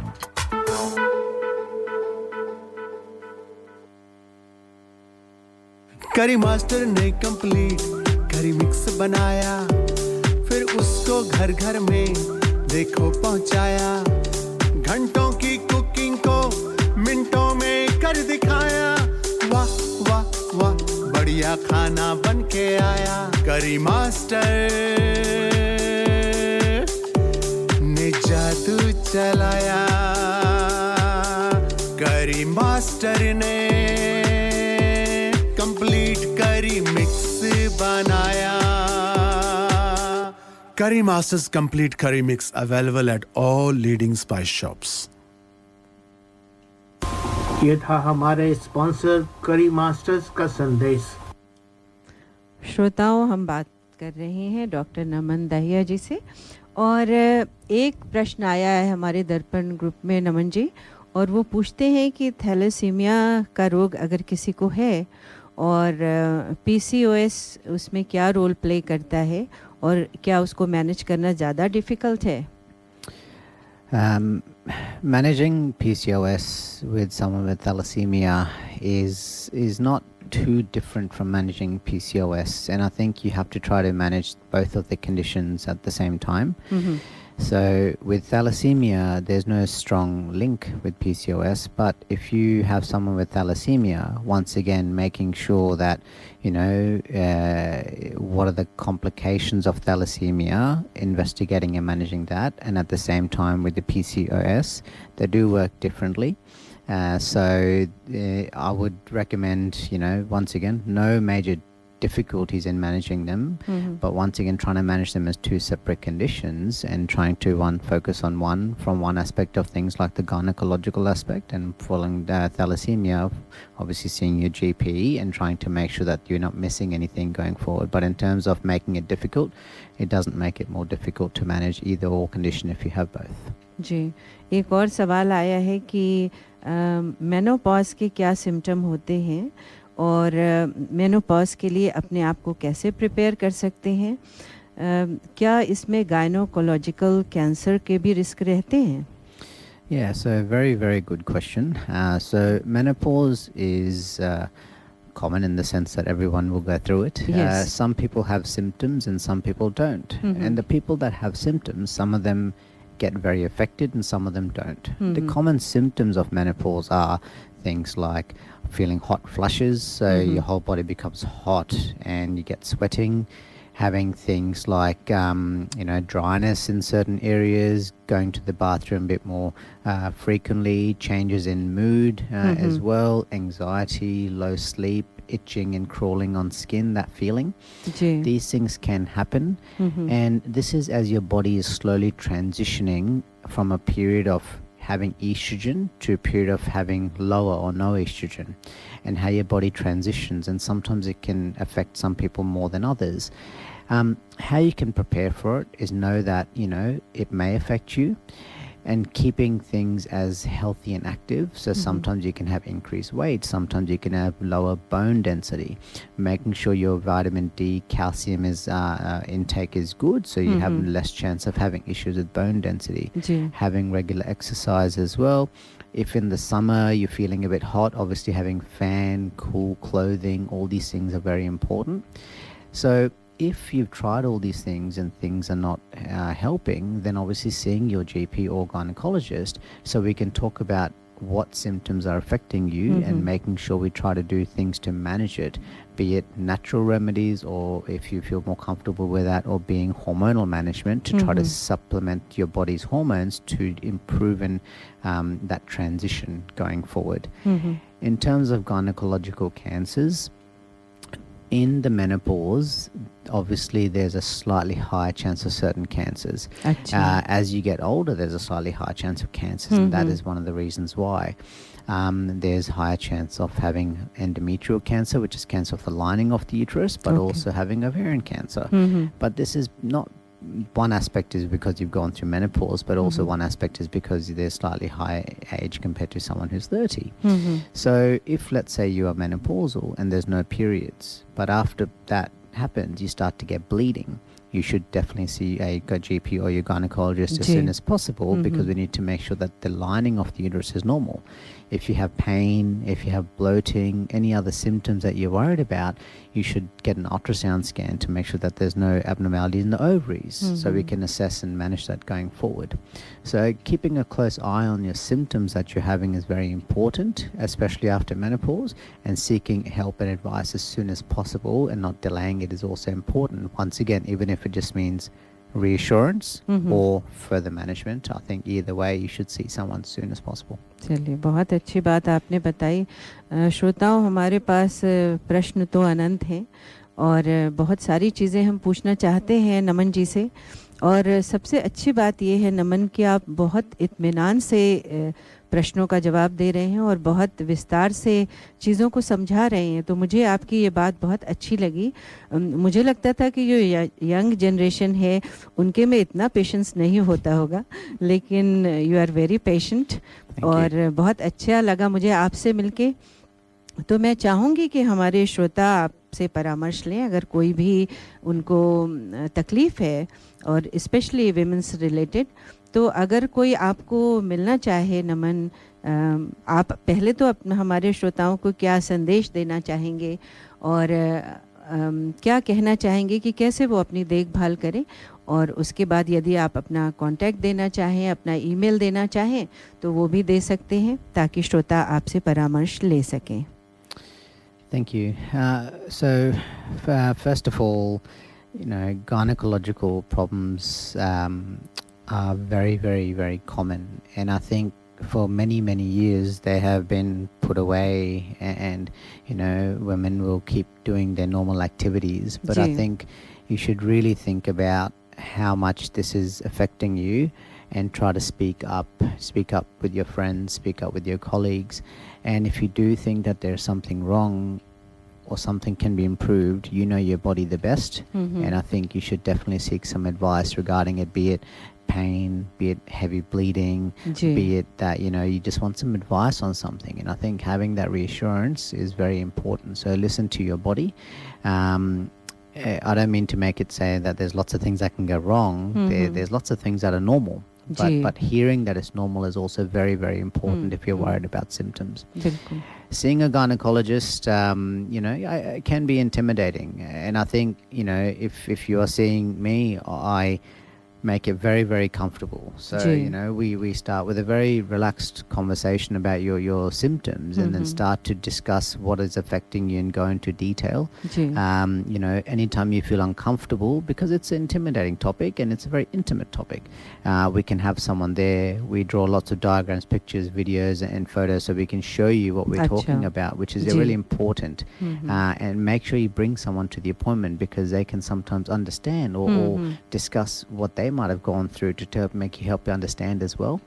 And then we don't discuss absolutely everything then and there, because if it's too much, we do some investigations, whether it be ultrasound, MRI, and we get you back and give you lots of information so we can you can read things. So when you come back, you're more prepared.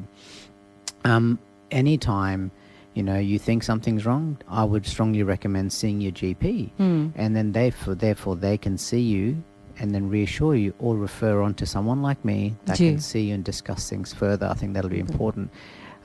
There's lots of useful information out there. I'm more than happy for you to go to my website. I'd recommend that. It's drnamandahia.com.au. Has lots of useful information about all the topics we've talked about today. Lots of useful links as well on websites so you can go to as well.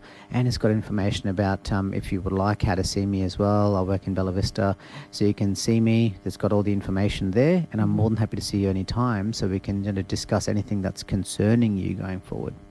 नहीं, बहुत अच्छी बात नमन जी, और बहुत अच्छा लगा आपसे बात करके। बहुत सारी इम्पोर्टेंट इश्यूज़ आपने बताए, और जैसा कि आपने कहा कि हमें कभी इग्नोर नहीं करना चाहिए अपने हेल्थ को, और हमेशा डॉक्टर की सलाह लें। और मैं तो रेकमेंड करूँगी कि आप नमन दाहिया जी से मिलें, क्योंकि बहुत अच्छे से इन्होंने समझाया जो भी हम लोगों के प्रश्न थे। तो चलिए, इसी के साथ धन्यवाद करते हैं नमन का, और आने के लिए, इतनी अच्छी बातें करने के लिए आपका बहुत बहुत धन्यवाद। आगे भी हमसे जुड़े रहिए। Definitely. और अगली always. बार थोड़ी और हिंदी सुनने को मिलेगी शायद. थोड़ी, yes. बहुत बहुत धन्यवाद. नमस्कार. Thank you so much. नमस्कार.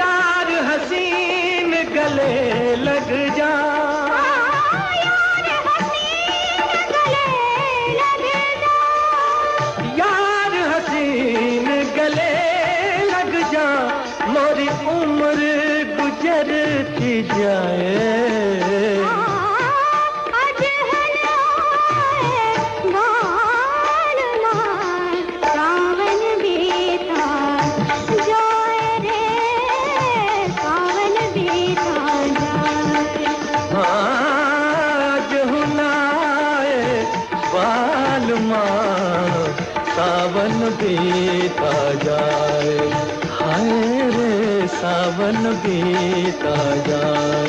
हाय रे सावन बीता जाए, हाय रे सावन बीता जाए।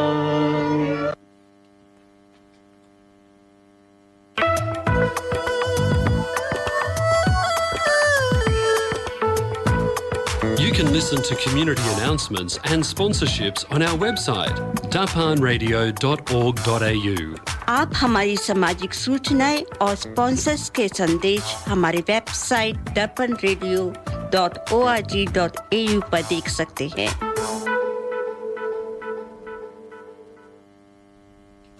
Are you looking for personal or business tax or self-managed super fund account and audit, formation of association, company or trust, cloud accounting with payroll solution with fixed prices? Mention Darpan Radio and get your first visit without any charge. Please contact Forbes Accounting on 8095-9405, that's 8095-9405, or visit our website www.fabc.com.au. Our address is Suite 1, 168 Burwood Road, Burwood. Forbes Accounting and Business Consultants are proud sponsors of Darpan Radio. श्रोताओं, अब कार्यक्रम आता है कि अपने अगले अतिथियों से आपको मिलाएं। पहले आपको थोड़ी सी भूमिका बता दें कि सिडनी में एक फ़िल्म बनी है जिसका नाम है द ब्लैक एसेंस। ये फ़िल्म सिडनी की ओन प्रोडक्शन है और सिडनी में ही बनी है। तो इस विषय पर चर्चा करने के लिए, इसके निर्माण और निर्देशन के विषय पर चर्चा करने के लिए पूरी टीम यहाँ पे पधारी है। तो ये हमारा सौभाग्य है।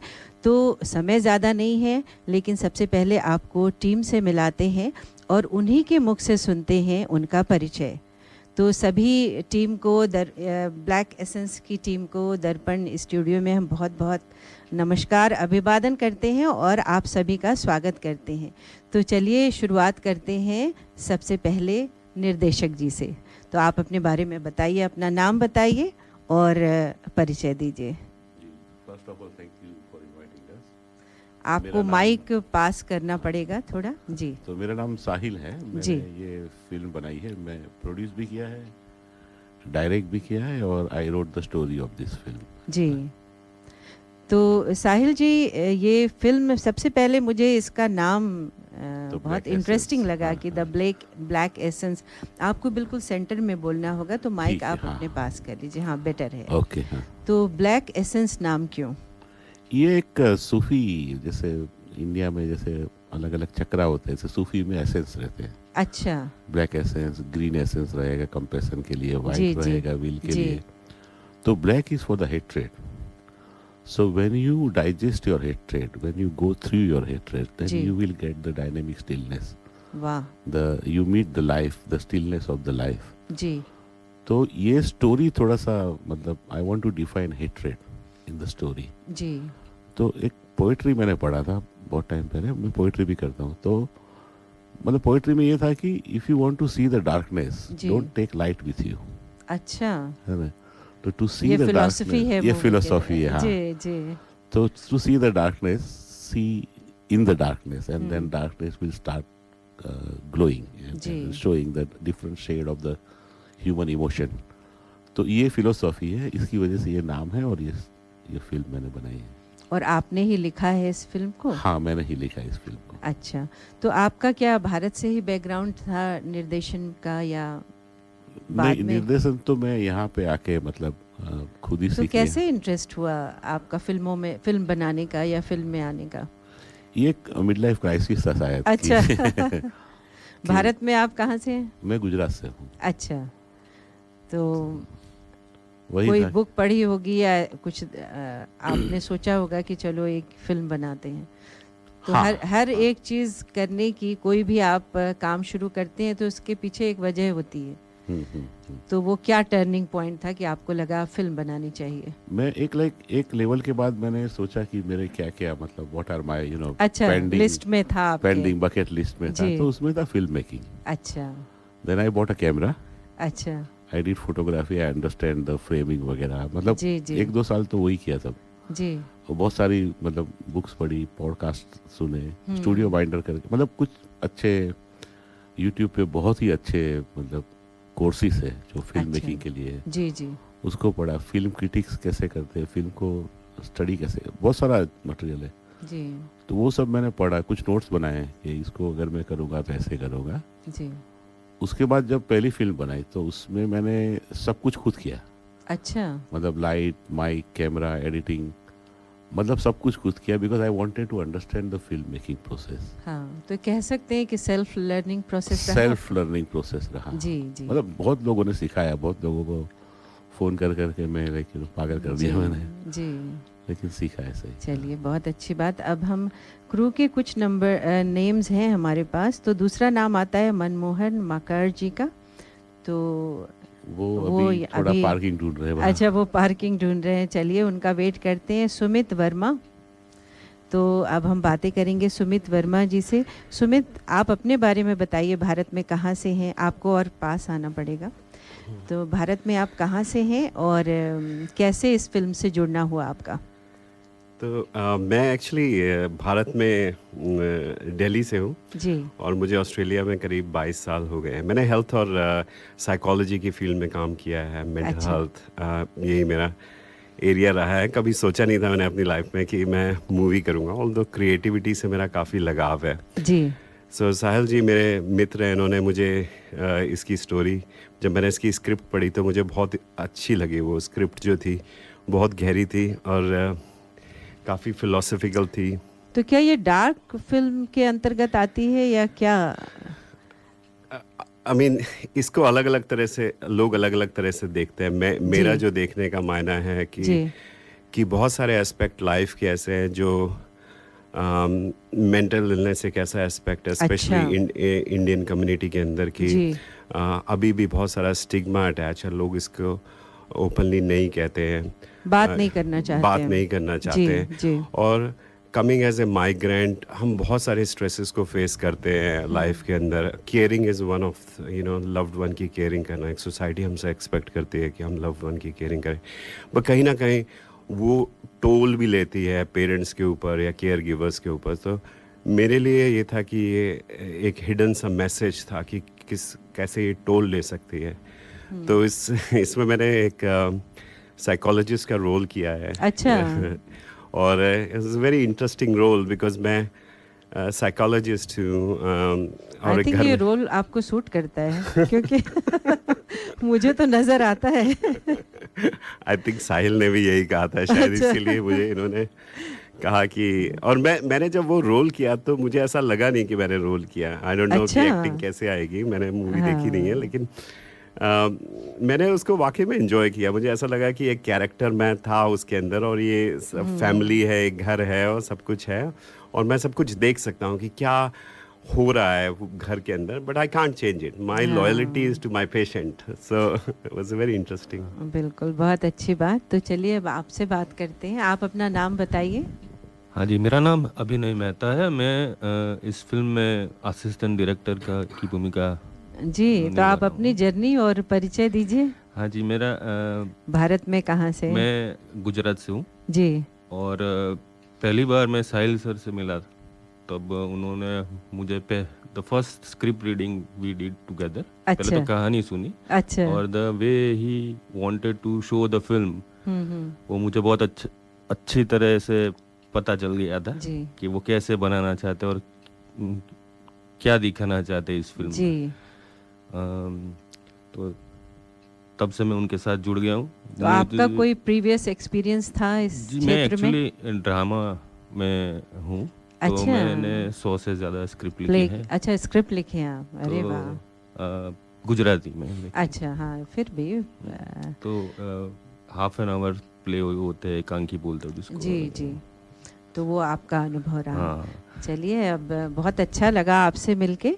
अब बात करते हैं मानित जी से। और मानित जी से ये पूछना चाहेंगे, पहले तो आप अपना परिचय दीजिए मानित जी, कि कैसे इस फिल्म से जुड़ना हुआ। आप कहाँ, भारत में कहाँ से हैं? जी ऋचा जी, तो भारत में हम सीता मैया के जन्म स्थल बिहार से आते हैं। क्या बात। और इसको कहते हैं इंट्रोडक्शन। हाँ, तो बिहार को भी एक इंट्रोड्यूस करना आवश्यक हो जाता है बिकॉज उसका जी, इंट्रोडक्शन जी। बहुत ही अजीब अजीब लहजों में आता है। सुनील जी तो- भी बिहार से ही हैं, तो वो बहुत खुश अच्छा। हो रहे हैं। ओके जी। और पिछले तकरीबन 1 दशक से सिडनी में ही है जी। As an IT engineer. जी। टाटा का नमक खाए हैं, टाटा को सर्व कर रहे हैं TCS में पिछले 10 सालों से जी। तकरीबन। बट हाँ, हिंदुस्तान में भी दिल लगा रहता था अभिनय में, एक्टिंग में, लेखन जी। में। तो लेखन का काम तो हम बहुत, मेरे पिताजी भी करते थे, हम भी करते आए हैं।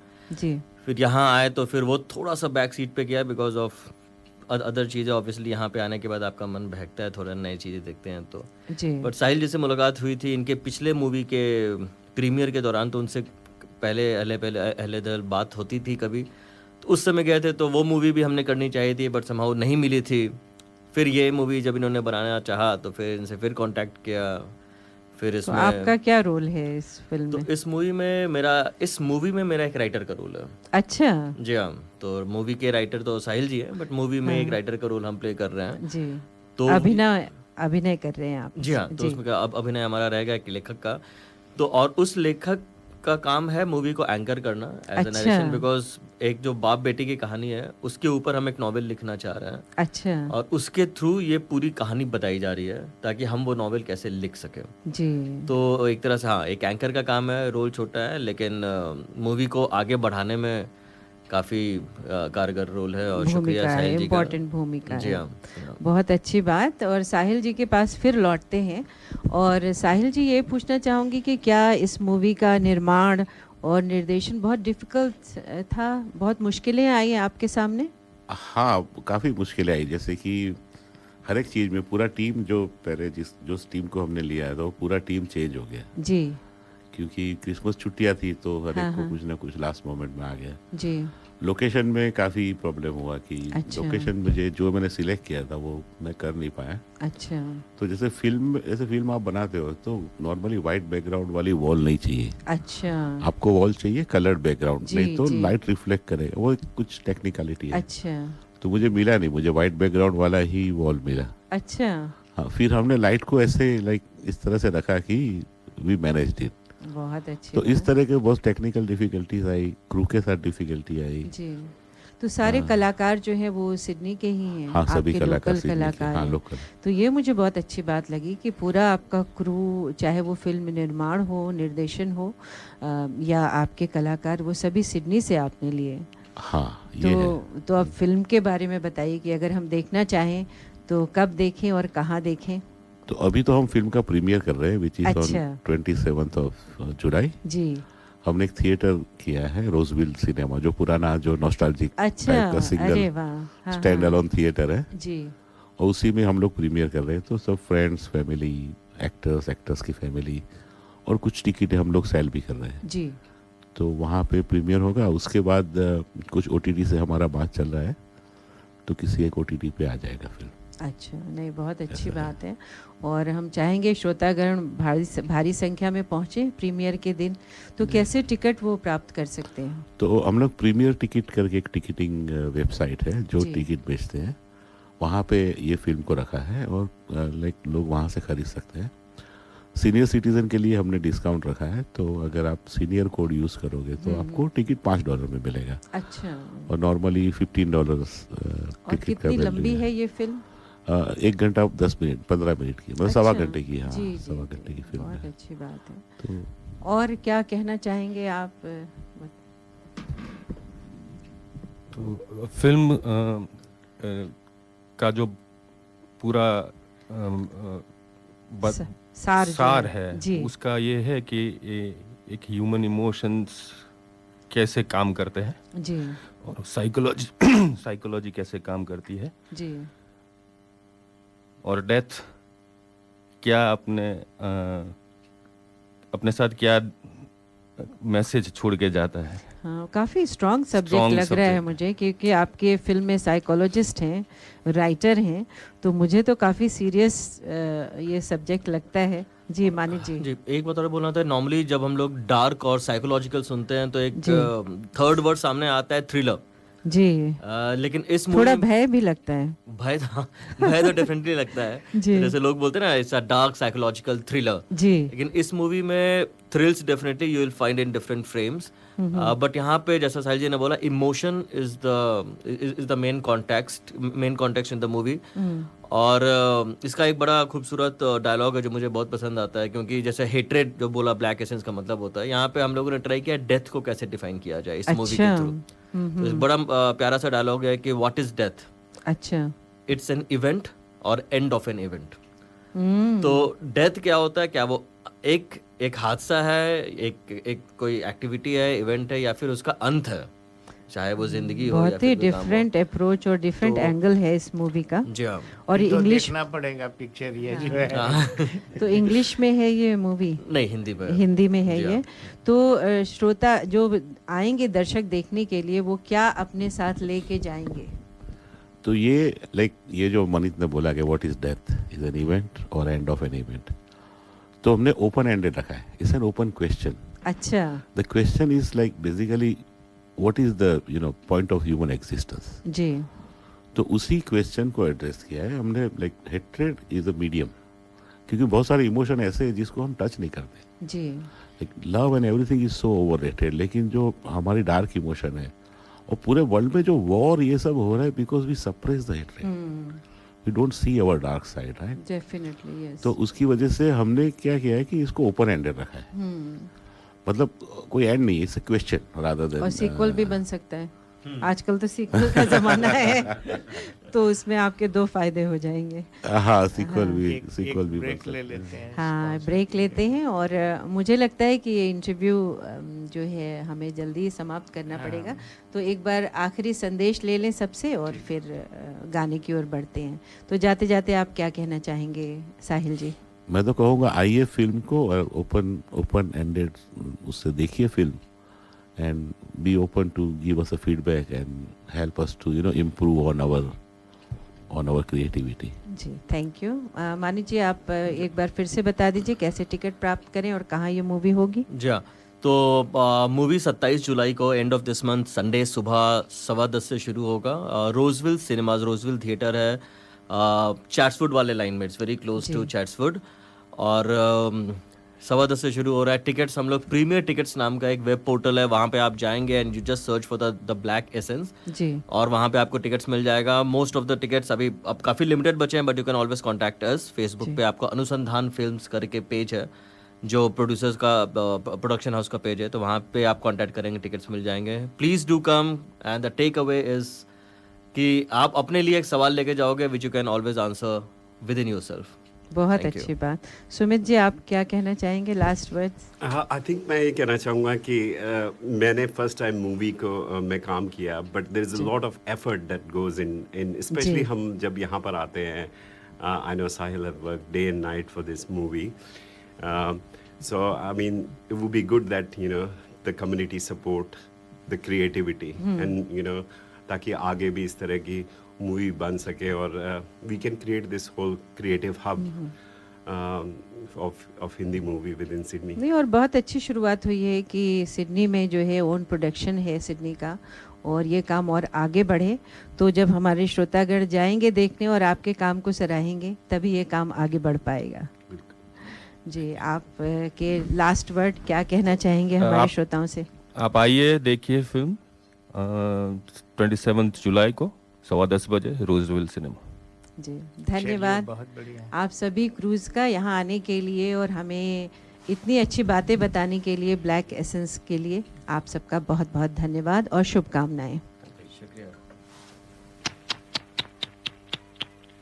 आपके सजन सावन में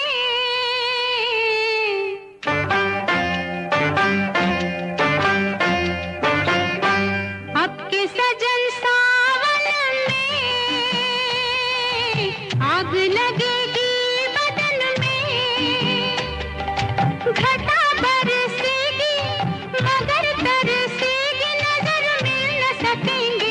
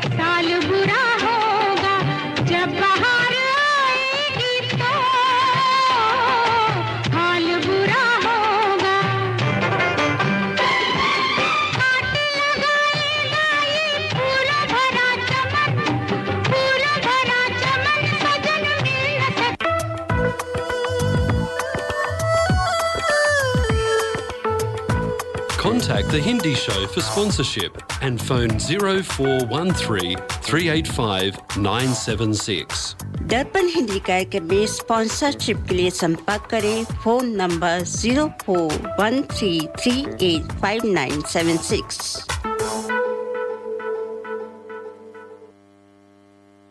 करी मास्टर ने कंप्लीट करी मिक्स बनाया, फिर उसको घर घर में देखो पहुंचाया।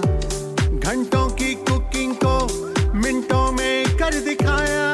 वाह वाह वाह बढ़िया खाना बन के आया। करी मास्टर ने जादू चलाया। करी मास्टर ने कंप्लीट करी मिक्स बनाया। Curry Masters Complete Curry Mix available at all leading spice shops. श्रोताओं, एक और सूचना आपको देनी थी। ये था हमारे स्पॉन्सर करी मास्टर्स का संदेश। श्रोताओं, एक सूचना आपको देना चाहती हूँ कि एक कार्यक्रम हो रहा है, स्क्रीन ऑस्ट्रेलिया प्रस्तुत कर रहा है remembering Yash Chopra musical concert. ये प्रोग्राम हो रहा है 19 जुलाई 6:30 PM at Pacific Hills Christian school. वहाँ पे ये प्रोग्राम किया जा रहा है जो कि डूरल में है। Pacific Hills Christian school auditorium ड्यूरल में। डेट जो है वो 19 जुलाई 2025 सैटरडे को 6:30। और इसमें सिडनी के लोकल बहुत अच्छे अच्छे कलाकार फेमस जो हैं वो पार्टिसिपेट कर रहे हैं। रिमेंबरिंग ऑफ यश चोपड़ा, प्रवेश बबूटा और प्रशस्ति जॉली को इंट्रोड्यूस किया जा रहा है इस प्रोग्राम में। इसके अलावा सिंगर्स में दिलीप भावे, विकास कोलर, रुचा लांगा, हीना सचदेवा, रूहानी डिलन एंड सादिक रहमानी। तो ये सब लोग मिलके इस कार्यक्रम को कर रहे हैं। मंजू मित्तल जी जो हैं वो स्क्रीन ऑस्ट्रेलिया के अंतर्गत इस कार्यक्रम को की पेशकश कर रही हैं। तो आप भारी संख्या में जाएं। टिकट लेने के लिए आप जो है वेबसाइट पे जा सकते हैं eventbaba.com। इस पे आपको टिकट्स मिल जाएंगे। तो भारी संख्या में पहुँचे और इस कार्यक्रम को सफल बनाएं। तो आशा है कि आज का कार्यक्रम आपको पसंद आया होगा। हमने कोशिश की है कि विमेंस हेल्थ के बारे में ज़्यादा से ज़्यादा बात की जाए और उसके बारे में सब जानकारी बढ़ाएं, अवेयरनेस बढ़ाएं। तो आपको कार्यक्रम कैसा लगा हमें ज़रूर लिखकर बताइएगा ताकि हम आगे भी इस तरह के कार्यक्रम प्रस्तुत कर सकें। और फिल्म द ब्लैक एसेंस आप ज़रूर जाइए देखने। एक अलग तरह की फ़िल्म है और सिडनी का लोकल प्रोडक्शन है। तो आप ज़रूर वहाँ पे पहुँचें। तो आपको आज कार्यक्रम सुनने के लिए बहुत बहुत धन्यवाद और नमस्कार। उम्मीद है कि अगले सप्ताह आपसे फिर मुलाकात होगी। कार्यक्रम सुनते रहिए। बहुत ही खूबसूरत मराठी प्रोग्राम शुरू होने जा रहा है, उसे भी सुनते रहिएगा। तो चलिए, धन्यवाद और नमस्कार। आपको छोड़े जा रहे हैं सावन के ही एक और गीत के।